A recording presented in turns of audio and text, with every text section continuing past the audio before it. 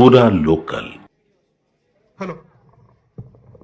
जय तेलंगाना, जय तेलंगाना, जय जागृति, टीजेएसएफ, टीजेएसएफ।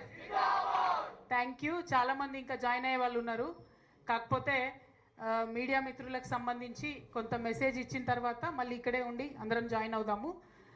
ఇవాళ షేర్లింగంపల్లి, కూకట్పల్లి నుండి పెద్ద ఎత్తున తరలి వచ్చినటువంటి విద్యార్థులందరూ కూడా హృదయపూర్వకంగా కృతజ్ఞతలు తెలియజేస్తా ఉన్నాను. ఎందుకంటే తెలంగాణ జాగృతి అనే సంస్థ ముందు నుండి కూడా తెలంగాణ కాన్షియస్నెస్ని కాపాడడం కోసం, తెలంగాణ అస్తిత్వాన్ని కాపాడడం కోసం పనిచేస్తున్నటువంటి ఆర్గనైజేషన్. ఈ ఆర్గనైజేషన్ని స్ట్రెంథెన్ చేయడానికి, స్టూడెంట్ ఇష్యూస్ మీద పర్టికులర్గా ఫైట్ చేయడానికి వచ్చినటువంటి వారందరికీ ధన్యవాదాలు. బీజేవైఎం నుండి సాయి అనే అబ్బాయి తను జాయిన్ అవుతున్నాడు. మరి సందీప్, వర్షిత్, లక్కిరెడ్డి అండ్ చిన్ను వీళ్ళందరి ఆధ్వర్యంలో పెద్ద ఎత్తున షేర్లింగంపల్లి నుండి, కూకట్పల్లి నుండి తరలి వచ్చిన విద్యార్థులందరికీ కూడా మళ్ళీ ధన్యవాదాలు.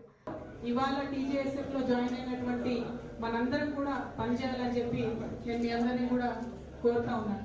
అంటే ముఖ్యంగా మనందరికీ తెలుసు, చాలా డిగ్రీ కాలేజెస్ నుండి మీరు అందరూ వచ్చిండ్రు. ఇవాళ ఫీ రీఎంబర్స్మెంట్ రాక చాలా రోజులు అవుతుంది. దాదాపు 8,000 crores. అందుకే టీజేఎస్ఎఫ్లో ఇవాళ జాయిన్ అయినటువంటి మిత్రులందరితో కూడా నేను విజ్ఞప్తి చేసేది ఒకటే, we should issues of students for the welfare of the student. ఇవాళ ఏదైతే ప్రభుత్వం ఇస్తా అని చెప్పి ఇవ్వకుండా ఉందో దాని మీద ఖచ్చితంగా మనం కొట్లాడాలి. దానిలో ప్రధానంగా ఒకటి ఫీ రీఎంబర్స్మెంట్ అయితే, ఇంకొకటి రేవంత్ రెడ్డి గారు ప్రామిస్ చేసింది ఏంటంటే విద్యా భరోసా కార్డు ఇస్తాం మేము. దాంట్లో ఏం చేస్తామంటే ఫీజు కడతాం స్టూడెంట్స్ కి, దాంతో పాటు ఒక 5 లక్షలు క్రెడిట్ కార్డు లాగా ఇస్తాము ప్రతి స్టూడెంట్ కి. మీరు ఎక్కడంటే అక్కడ దాన్ని స్పెండ్ చేసుకోవచ్చు అని చెప్పి వాళ్ళు వాగ్దానం చేయడం జరిగింది. ఇవాళ టీజేఎస్ఎఫ్ నుంచి మనం గుర్తు చేయాలి మళ్ళీ ఒకసారి గవర్నమెంట్, మీరు ఈ ప్రామిస్ చేసిండ్రు, చెప్పినట్టుగా చేయండి అని గుర్తు చేయాల్సినటువంటి సందర్భం.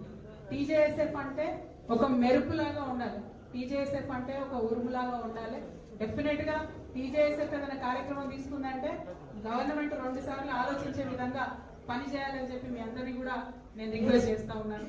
మరి మీ అందరికీ తెలుసు గవర్నమెంట్ ఏం మాట్లాడుతుంది. ఇవాళ మొన్ననే రేవంత్ రెడ్డి గారు ఏమంటారు, బీసీల కోసం 1.5 year నుంచి మనం జాగృతి నుండి ఫైట్ చేస్తున్నాం. దాని రిజల్ట్ ఏమైంది, వాళ్ళ అసెంబ్లీలో 2 bills పెట్టుకున్నాం. ఆ బిల్స్ వెళ్ళి ఇప్పుడు సెంట్రల్ గవర్నమెంట్ లో స్టక్ అయి ఉన్నాయి. అవి అక్కడ ఉన్నప్పుడే ఇక్కడ లోకల్ బాడీ ఎలక్షన్స్ పెడతా అని చెప్పి రేవంత్ రెడ్డి గారు మాట్లాడుతూ ఉన్నారు.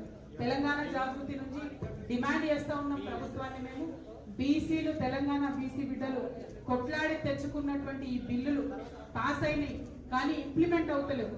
అవి ఇంప్లిమెంటేషన్ కాకుండా లోకల్ బాడీ ఎలక్షన్స్ పెడితే మాత్రం మేము చూస్తూ ఊరుకోము. ఖచ్చితంగా బీసీలకు 42% రిజర్వేషన్ ఇచ్చిన తర్వాతనే లోకల్ బాడీ ఎన్నికలు పెట్టాలని కూడా ప్రభుత్వం నుంచి డిమాండ్ చేస్తా ఉన్నాం. మరి ఒక పక్క ఇది ఇంప్లిమెంట్ చేయలేకపోతున్న సీఎం గారు నిన్న ఒక స్టేట్మెంట్ ఇచ్చింది. చాలా కామెడీ ఉంటది మన సీఎం గారి కథ. ఏం చేసింది ఆయన రేవంత్ రెడ్డి గారు అంటే వెళ్ళి కర్ణాటక చీఫ్ మినిస్టర్ సిద్ధరామయ్య గారికి, డికే శివకుమార్ గారికి కాస్ట్ సెన్సెస్ ఎట్లా చేయాలో ఆయన నేర్పిస్తారు. సరే పోనీ ఆ కాంగ్రెస్ వాళ్ళ కథ ఏందో మరి నిజంగానే నేర్పించిందని మనం అనుకున్నాం. మన సీఎం గారు స్టేట్మెంట్ ఇచ్చిన గంటకే రాహుల్ గాంధీ గారి దగ్గర నుంచి ఒక ఫోటో రిలీజ్ చేసి, అందులో మాత్రం ఆయన లేడు, సీఎం లేరు, ఓన్లీ రాహుల్ గాంధీ, డికే శివకుమార్, అట్లనే సిద్ధరామయ్య గారు ఉన్నారు. అంటే ఈయన అన్ని అబద్ధాలే చెప్తున్నాడు. అక్కడికి పోయినా అని చెప్తుండు కానీ వాళ్ళ పార్టీ వాళ్ళే కామెడీ చేసి ఆయన లేనటువంటి ఫోటోని రిలీజ్ చేసి, పాపం రాహుల్ గాంధీ గారి దర్శనం లేక సీఎం గారికి చాలా ఇబ్బందిగా ఉన్నట్టున్నది. ఏది పడితే అది మాట్లాడుతున్నటువంటి పరిస్థితి మనం చూస్తున్నాం. కాబట్టి సీఎం గారిని మేము కోరేది ఒకటే, మీ దర్శనాలు ఆ సంగతి పక్కన పెట్టి పీపుల్ ఇష్యూస్ మీద మాత్రం మీరు ఇమీడియట్ గా స్పందించండి. 8,000 rupees ఏదైతే ఫీ రీఎంబర్స్మెంట్ ఉందో అది 8,000 crores ఫీజు రీఎంబర్స్మెంట్ ఇమీడియట్ గా రిలీజ్ చేయమని చెప్పి డిమాండ్ చేస్తున్నాం. ఇంకొక మాట, రేవంత్ రెడ్డి గారు మొన్న బుక్ రిలీజ్ ఫంక్షన్ పోయింది. అక్కడ ఏం మాట్లాడుతున్నారు, మీరందరూ స్టూడెంట్సే, మీకు తెలుసు ఏం మాట్లాడుతున్నారు. నేను ఆర్ఎస్ఎస్ స్కూల్కి పోయినా, టీడీపీ కాలేజ్కి పోయినా, జాబ్ మాత్రం కాంగ్రెస్ దగ్గర చేస్తున్నా అని చెప్తున్నాడు ఆయన. కాకపోతే ఆ చేస్తున్న జాబ్ లో కూడా కనీసం 36 marks కూడా వచ్చినట్టయితే నాకు అనిపిస్తలేదు. స్కూల్లో కూడా కాలేజ్లో కూడా పాస్ అయినట్టు అనిపిస్తలేదు. ఎందుకంటే ఆర్ఎస్ఎస్ స్కూల్లో ఏరి టీడీపీ కాలేజ్లోకి పోయి ఉద్యోగం కాంగ్రెస్లో వచ్చిందంటే అర్థం ఏంటి? ఎంత క్రెడిబిలిటీ లేనటువంటి వ్యక్తి అన్నది ఒకసారి ఆలోచన చేయాలి.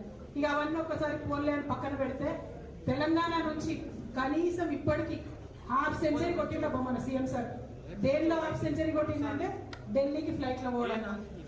కనీసం తన మంత్రులను తను డిసైడ్ చేసుకోలేనటువంటి సీఎం గారు, మంత్రుల శాఖలను డిసైడ్ చేసుకున్నటువంటి సీఎం గారు, ఇంత బలహీనమైనటువంటి ముఖ్యమంత్రి ఉమ్మడి ఆంధ్రప్రదేశ్ చరిత్రలో ఎప్పుడు కూడా లేరు. ఆఖరి ముఖ్యమంత్రి కిరణ్ కుమార్ రెడ్డి గారు కూడా ఇంత బలహీనంగా లేకుండే. ఇవాళ 50 times ఢిల్లీకి పోతున్నారంటే, ఏ చిన్న నిర్ణయానికైనా ఆయన ఢిల్లీకి పోతున్నారంటే తెలంగాణ ఆత్మగౌరవాన్ని ఢిల్లీలో తాకట్టు పెట్టినట్టుగానే మేము భావిస్తా ఉన్నాం. ఈ వైఖరిని ఖండిస్తూ మరి తెలంగాణ రాష్ట్రం కోసం జరగాల్సినటువంటి నిర్ణయాలను తక్షణమే ముఖ్యమంత్రి గారు తీసుకోవాలని డిమాండ్ చేస్తూ, ఓన్లీ నేమ్ చేంజింగ్ తప్ప గేమ్ చేంజింగ్ గవర్నమెంట్ లేదు ఇది. సో ఇట్లా ఈ పేర్లు మార్చడాలు, తెలంగాణ తల్లిని మార్చడాలు ఇవి పక్కన పెట్టి విద్యార్థుల జీవితాలు మార్చే దిశగా ప్రభుత్వం పనిచేయాలని డిమాండ్ చేస్తా ఉన్నాను. Thank you. జై తెలంగాణ.